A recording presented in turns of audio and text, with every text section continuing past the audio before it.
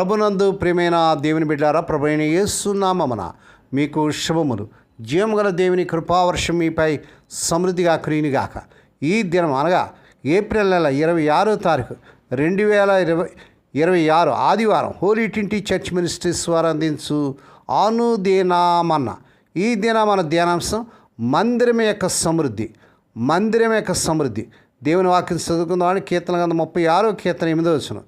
నీ మందిరం యొక్క సమృద్ధి వల్ల వారు సంతృప్తి నొందుచున్నారు. దేవుడు తన పరిశుద్ధ వాక్యం దీవించునుగాక.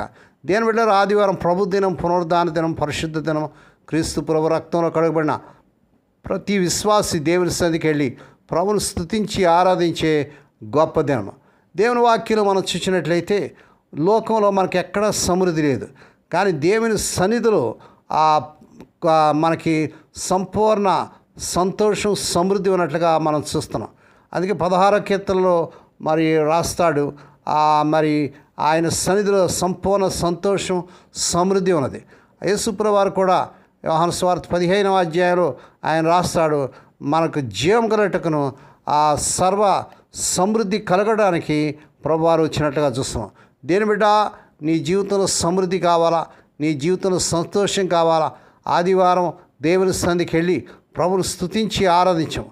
నీ మందిరం యొక్క సమృద్ధి వల్ల వారు సంతృప్తి నొందుచున్నారు.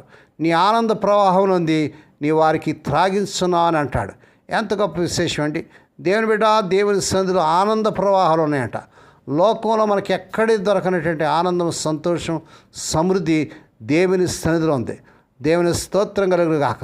కనుక దేవుని బిడ్డ వ్యర్థంగా ఆయా స్థలాల్లో గడపకుండా దేవుని సన్నిధికి వెళ్ళి ప్రభుని స్తుతించి ఆరాధించి ఆయన మందిరంలో ఉన్నటువంటి సమృద్ధి, ఆనంద ప్రవాహాన్ని మనం పొందుకుందాం.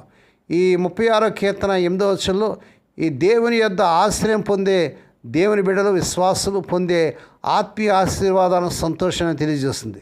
చూస్తారా, సంతోషం కావాలా దేవుని బిడ్డ, దేవుని మందిరానికి వెళ్ళి ప్రభుని స్తుతించు. మందిరం యొక్క సమృద్ధి. దేవుని సన్నిధిలో మందిరంలో దొరికే ఆత్మీయ ఆహారం, కృప మరియు దీవెనలు సమృద్ధిగా ఉంటాయి. ఆ దేవుని బిడ్డలు, దేవుని విశ్వాసులు భౌతిక అవసరాల కంటే మించిన ఆత్మీయ సంతృప్తిని దేవుని ద్వారా దేవుని సన్నిధిలో పొందుతాం. దేవుని స్తోత్రం. ఆనంద ప్రవాహం ఉన్నాడు దేవుని సన్నిధిలో. దేవుడు తన ప్రజలకు కేవలం అవసరమైనవి ఇవ్వడమే కాకుండా తన ఆనంద ప్రవాహంలోని నీటిని త్రాగిస్తాడు. అనగా దీని అర్థం దేవుని సన్నిధిలో అపరిమిత ఆమైనటువంటి ఆనందము, సంతోషము, శాంతి లభిస్తుంది. లోకంలో ఎక్కడా మనకు దొరకనటువంటి ఈ గొప్ప సంతోషం, ఆనందం ప్రియ ప్రభు సన్నిధి దొరుకుతుంది. కనుక దేవుని బిడ్డ, ఆదివారం దేవుని సన్నిధికి వెళ్ళు. ప్రభు చేసిన మేలుని బట్టి, ఉపకారం బట్టి ప్రభుని స్తుతించి కొనియాడి ఆయన మహింపరచు.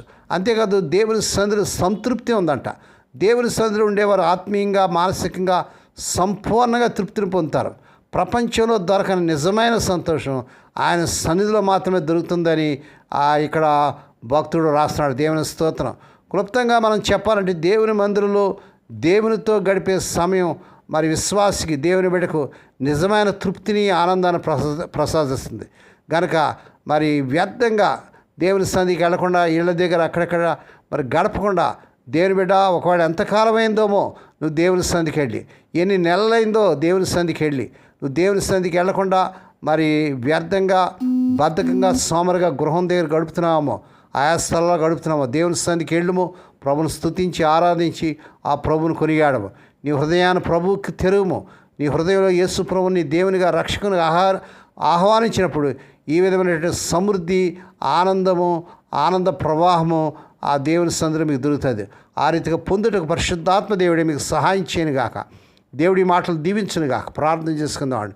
పరిశుద్ధుడైన మా తండ్రి, నీ పరిశుద్ధ నామమునకు వందనాలు, స్తోత్రాలు చెల్లించుకున్నాం నాయన. మీరు ఎంతైనా నమ్మదగిన దేవుడు, గొప్ప దేవుడు మా తండ్రి. నీ సన్నిధిలో ఉన్నటువంటి సంతోషం, ఆనందం, సంతృప్తి, సమృద్ధి మరి మాకు లోకంలో ఎక్కడా దొరకదు ప్రభు. అవును తండ్రి, నీ సన్నిధిలోనే, నీ రక్తంలో కడగడానికి బిడ్డమైన మాకు దొరుకుతుంది నాయన. కనుక ఈ మాటలు వింటున్న ప్రతి బిడ్డతో మీరు మాట్లాడండి తండ్రి. నాయనాన్ని స్తోత్రాలు. ఎవరికైతే సంతోషం లేదు, ఆనందం లేదు, అటువారు నీ సన్నిధికి వెళ్ళటానికి సహాయం చేయండి. తమ హృదయాలు ప్రభుకి ఇవ్వడానికి సహాయం చేయండి. ఈ దినం పుట్టిన దినాలు, వాహ దినాలు, ఆయా శుభదినాలు జరుపుకునే బిడ్డలు బహుగా దీవించండి. ఎవరైతే నీ సన్నిధికి రాలేని స్థితిలో మా తండ్రి మరి ఇళ్ళ దగ్గర, హాస్పిటల్లో, ఇంటెన్సివ్ కేర్లో, సీరియస్ కండిషన్ ఉన్నారో, ఇప్పుడే కలవరి శిలువ రక్త ప్రభావాన్ని శిరస్సు మొదలు పాదములను ప్రాప్తం చేస్తున్నాను నాయన. స్వస్థత, ఆరోగ్యం, విడుదల యేసు నామములో ప్రకటిస్తున్నాను తండ్రి. ఈ దినం నాయన హోలీ ట్వంటీ చర్చ్ మినిస్ట్రీస్ ద్వారా మారుమూల గ్రామంలో, మురికివాడలో, ఆయా ప్రాంతాల్లో జరుగుతున్న పరిచయం దీవించి, ఈ దినం వారి మందిరాలు జరిగే ఆరాధన స్థుతుల్లో, వాక్య పరిచయాలు సమస్తంలో మీరు నడిపించమని మా తండ్రి, ఈ దినమంతట్లో బిడ్డల చుట్టూ మీరు రక్తకంచేయమని, ప్రతివేదన క్షీణించి దృష్టి నుంచి ప్రమాదం తప్పించి క్షేమకరమైన ప్రాణాలు దాయిచ్యమని, మహిమ నీకే, ఘనత నీకే చెల్లించుకుంటూ యేసయ్య పరిశుద్ధ నామమున స్తుతించి గణపరిచి వేడుకొని ప్రార్థిస్తున్నాం తండ్రి.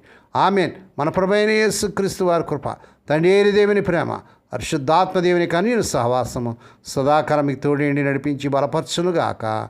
ఆమేన్.